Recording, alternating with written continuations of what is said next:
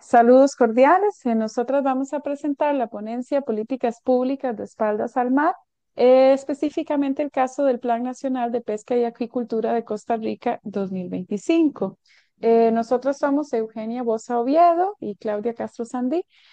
Ambas somos trabajadoras sociales y ambas estamos cursando el doctorado en Gobierno y Política Pública de la Universidad de Costa Rica. Eugenia además tiene un máster en psicopedagogía y por mi parte mi máster es en cotutela con el doctorado en gestión y conservación del mar de la Universidad de Cádiz. Esperamos que les guste nuestra presentación. Bueno, muchas gracias, Claudia. Efectivamente, nuestra presentación busca realizar un análisis de una política pública, en este caso, el Plan Nacional de Desarrollo de la Pesca y Acuicultura en Costa Rica, propuesto para los años 2025 al 2030. Está recientemente presentado en nuestro país. Y con esta presentación, nosotros quisiéramos recuperar el marco del contexto en el que se presenta, que es un contexto muy complejo. eh, Procuramos recuperar las características y dinámicas de ese contexto. Queremos analizar las características del plan como política pública en respuesta a este contexto, pero además comprendiendo la política pública como aquellas acciones y omisiones del Estado frente a los contextos o a las situaciones que se presentan. Procuramos discutir también sobre algunos abordajes propuestos frente a la realidad del contexto de la pesca y acuicultura en Costa Rica. Concretamente partimos de un objetivo que es analizar este proceso de formulación del Plan Nacional de Desarrollo Pesquero y Acuícola. Acordémonos que está recientemente presentado, entonces todavía no ha sido implementado, no es posible reconocer impactos de su implementación. Por tanto, nos quedamos en el proceso de formulación, pero queremos analizar también en qué medida se constituye una respuesta estatal participativa o inclusiva frente a las demandas sociales y a las problemáticas estructurales que presenta el sector pesquero en Costa Rica. Utilizamos un enfoque cualitativo, ¿verdad? Hicimos un análisis documental. Recuperamos también el modelo secuencial del ciclo de las políticas públicas y el enfoque de corrientes múltiples de Kingdom para poder hacer el análisis de esta política. Nos basamos también en un enfoque teórico crítico desde el trabajo social y realizamos un mapeo de actores para poder recuperar las relaciones de poder, las sinergias y los conflictos que de alguna manera dan pie a la propuesta de este plan. Para poder contextualizar el plan, tenemos que hablar de la situación de los territorios costeros de nuestro país y también es importante señalar que hacemos una fuerte vinculación de esta política con los conflictos relacionados con la pesca de arrastre en el país, que es un tema que vamos a abordar un poquito con mayor profundidad después. Pero lo que nos interesa comprender para poder hacer este análisis de la política es que Costa Rica históricamente ha hecho o ha implementado un modelo de gestión de espaldas al mar. Esto se le llama popularmente, de hecho, en el país, porque resulta que los territorios costeros de nuestro país siempre han enfrentado los peores índices de desarrollo humano, ¿verdad? Es donde generalmente tenemos índices más bajos en educación, en acceso a salud, en servicios, altos índices de inseguridad y donde además el ordenamiento costero usualmente han sido enfatizado en temas de turismo. O sea, el Estado ha dado históricamente la espalda al mar en cuanto a política pública, política social, pero el interés ha sido enfocado en que las costas sean un escenario para el turismo sin ningún tipo de consulta a la población o a las actividades tradicionales que en estos territorios se realizaban, como por ejemplo la pesca. Todo esto, además de políticas de conservación que también se han gestado lamentablemente de un escenario de escasa participación, que si bien resguarda los ecosistemas, también ha tenido impactos sociales no mitigados adecuadamente, ha colocado a las comunidades costeras en un escenario de vulnerabilidad. Esto ha afectado desproporcionadamente a las mujeres en estos territorios, que también es un tema que vamos a abordar. En este contexto también es importante señalar que el sector pesquero ha tenido una crisis importante a nivel país, principalmente en relación con que no es una de las actividades principales de nuestro país, ¿verdad? Como representa solo el 0,06% del Producto Interno Bruto, no se le ha dado énfasis, no se ha priorizado en el escenario de la política pública y esto ha generado que las cifras decaigan en materia de desembarcos, ¿verdad? En la caída del valor de la producción. Aunado a ello, tenemos que muchísimas de las poblaciones muchas de las personas que trabajan en el sector trabajan sin licencias oficiales, ¿verdad? Esto los coloca en un escenario de escasas garantías sociales, que también termina afectando a todas las poblaciones, toda la población que está detrás de esta actividad, que por ejemplo aquí se habla de aproximadamente 16.000 personas que viven de pesca artesanal. Solamente de estos 16.000, 15.000 están en solamente un territorio. Entonces tenemos una alta dependencia de la actividad pesquera para determinadas poblaciones, lo que afecta también y vulnerabiliza su situación. En este sentido, nosotros nos enfatizamos en el tema de la pesca de arrastre, precisamente porque es lo que pone en el escenario público la pesca a nivel país, ¿verdad? Anteriormente se hablaba muy poco de este sector, y de repente empieza a estar muy politizado entre argumentos ambientales y económicos, precisamente porque esta es una práctica que afecta muchísimo el recurso marino costero, ¿verdad? Que hay pesca incidental, que degrada los hábitats, que hay sobreexplotación y que habría una contraindicación con algunas regulaciones internacionales que protegen especies protegidas, como por ejemplo las tortugas. Entonces, en el 2013 se da una sentencia de la Sala Constitucional que prohíbe la pesca de arrastre en el país y a partir de allí se dan una serie de intentos de restauración, decretos ejecutivos, proyectos de ley en relación con esta actividad. Pero ¿qué es lo que pasa? Que cuando se detiene la pesca de arrastre, aparecen en el escenario precisamente todas las poblaciones que estaban vinculadas a este sector y a esta actividad, que de repente ya no tenían más su actividad productiva para generar recursos y para atender sus necesidades materiales. El tema tiene un impacto tal en la opinión pública que incluso en el 2020 la presión pública hace que haya un veto de un decreto ejecutivo en relación con este tema y empiezan a haber demandas de intervención para el Estado precisamente por todos estos sectores que aparecen en el escenario, entre ellos las mujeres, por ejemplo. De repente habían mujeres que estaban vinculadas al tema de la pesca, de actividades como por ejemplo el pelado del camarón, que estaban trabajando en condiciones sin garantías sociales, ¿verdad? Mujeres que además históricamente habían sido vulnerabilizadas, entonces de repente no tenían los medios para asumir otro tipo de actividad. Y que a la hora de detener la pesca, no se les da ningún resguardo institucional. Entonces tenemos una diversidad de actores generando demandas, ¿verdad? Actores que están en contra, demandando que haya un criterio técnico y científico a la hora de establecer las políticas en relación con la pesca, como las ONGs, como la academia. Tenemos un sector a favor que genera mucha presión, vinculado con los empresarios pesqueros, y tenemos un gobierno central ambivalente que se mueve muy al son de intereses y la presión de diversos sectores, que aparece más orientado a reactivar esta actividad económica en el país. Em, Así también surgen diversas demandas, diversas discusiones que encontramos y que categorizamos en nuestro trabajo, precisamente estas que ya señalé, relacionadas con la histórica exclusión que han vivido los territorios costeros de nuestro país, ¿verdad? También la relación de estos territorios de la pesca como una actividad que les identifica a nivel cultural, y todas estas demandas en relación de género y que estas condiciones laborales sin seguridad, ¿verdad? Y que permeaban este sector.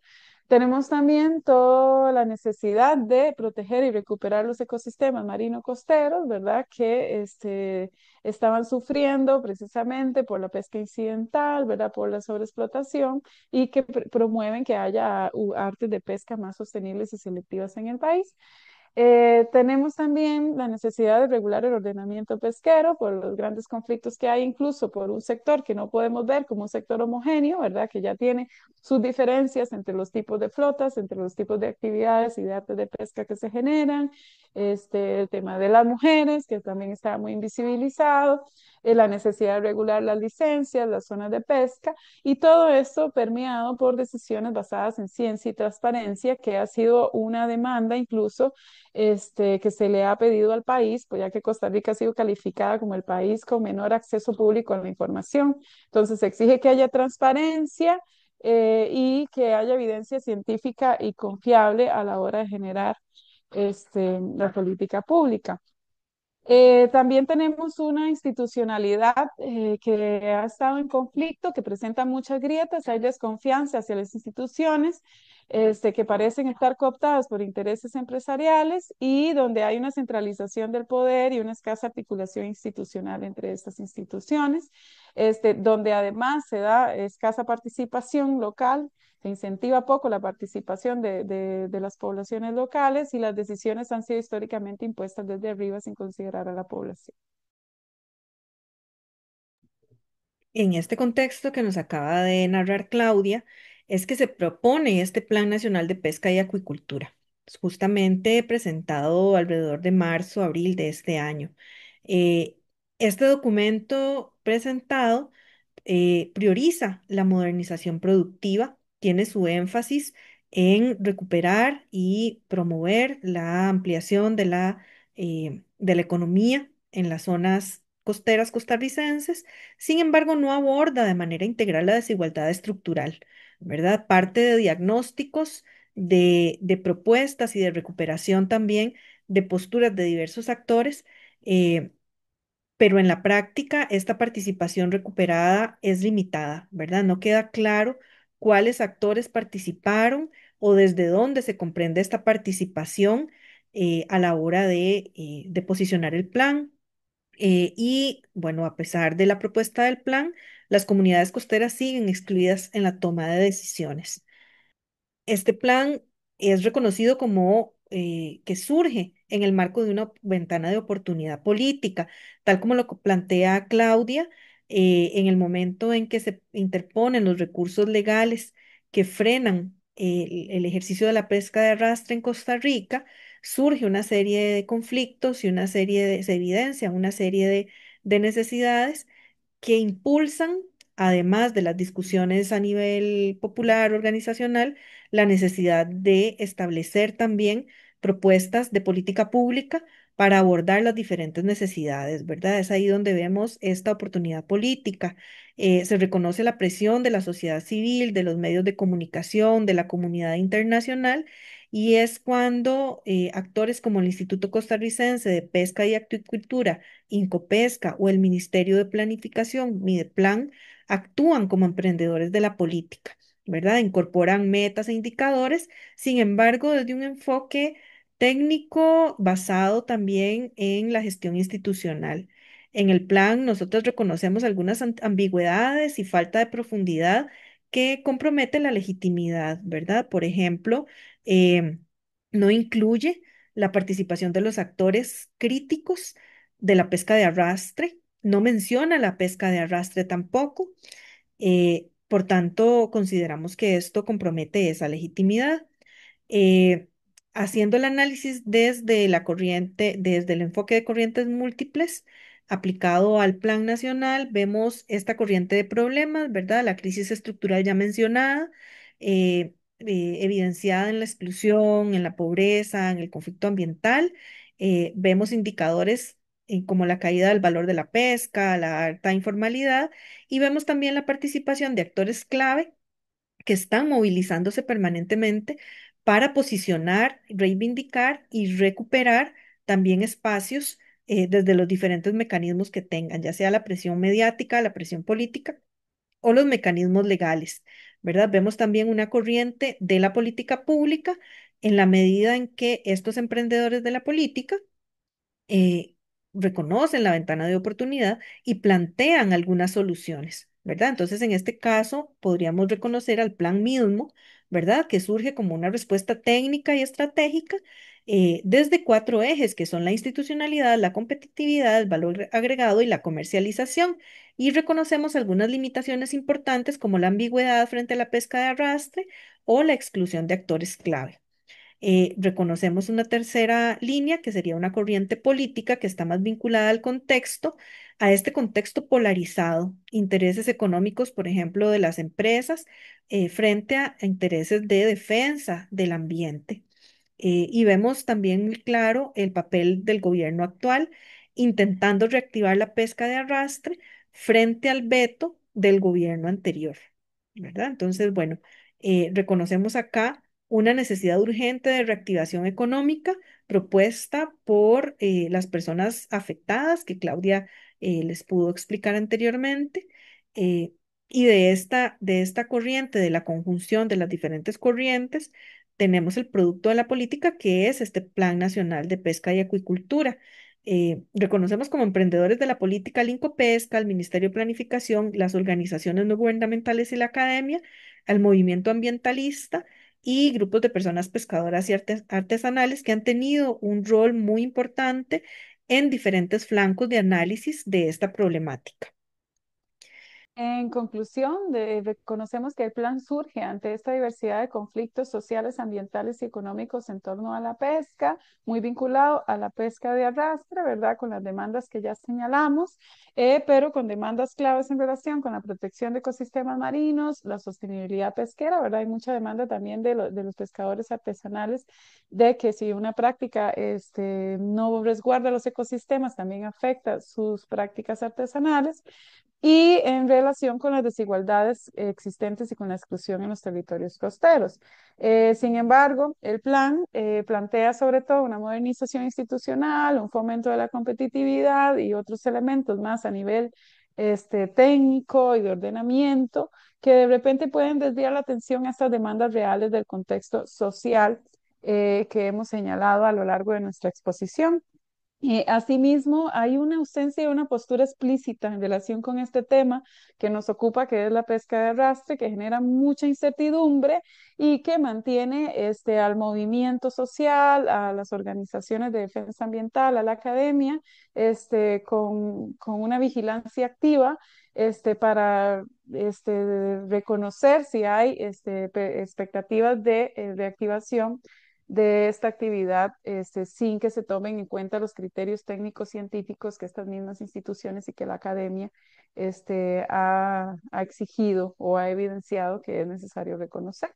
En este sentido, ya ha habido éxitos legales, ¿verdad?, en relación con este tema, y la presión pública, ya sabemos que influye mucho en la agenda política y por eso de repente es estratégico para una política como esta no colocar el tema de la pesca de arrastre de forma explícita, ¿verdad?, ante estas tensiones que hay entre lo económico con el tema de la sostenibilidad ambiental.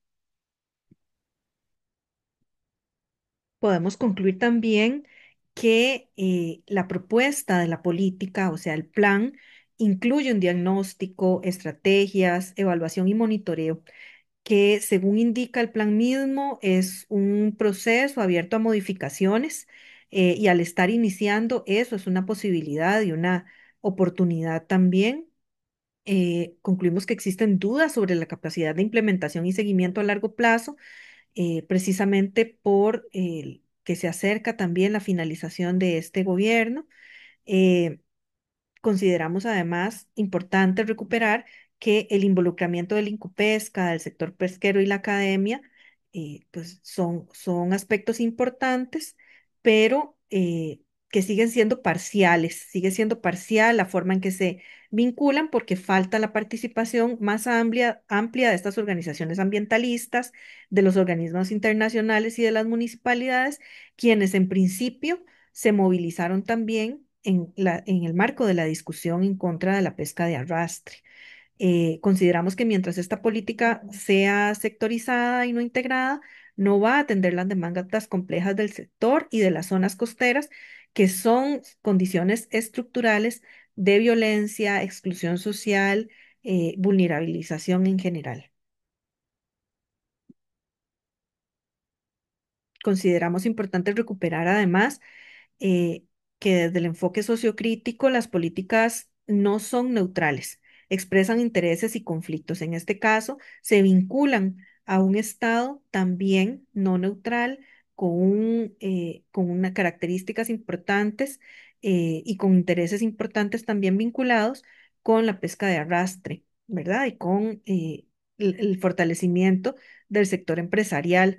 Consideramos que el plan es un avance importante, pero el contenido del plan privilegia principalmente modernización productiva y deja de lado las demandas estructurales de justicia ambiental, social y territorial. Por ejemplo, las personas, los pescadores y pescadoras artesanales o las personas vinculadas más a la pesca artesanal o a la pesca en menor escala están representadas o atendidas mediante cursos de capacitación, ¿verdad? En ningún momento se plantea la posibilidad de toma de decisiones reales sobre las situaciones que les atañen. Ahí también desde una mirada crítica y ética del trabajo social reconocemos que se debe seguir interpelando, acompañando y transformando en procura de políticas públicas que realmente respondan a estos desafíos estructurales, ¿verdad? En este sentido, lo que urge es una política que democratice la gestión pesquera, que incorpore la voz de estos sectores históricamente excluidos y que articule lo ambiental, lo económico, lo social, lo cultural y todos estos elementos de forma coherente y en relación también con las presiones y la situación que estamos viviendo en el contexto y que responda realmente a mejorar las condiciones de vida de estos territorios de forma integrada. Agradecemos mucho la atención a esta ponencia. Les dejamos nuestros contactos por si quieren plantearnos alguna pregunta o proponer algún proceso de trabajo conjunto. Muchísimas gracias. Muchas gracias.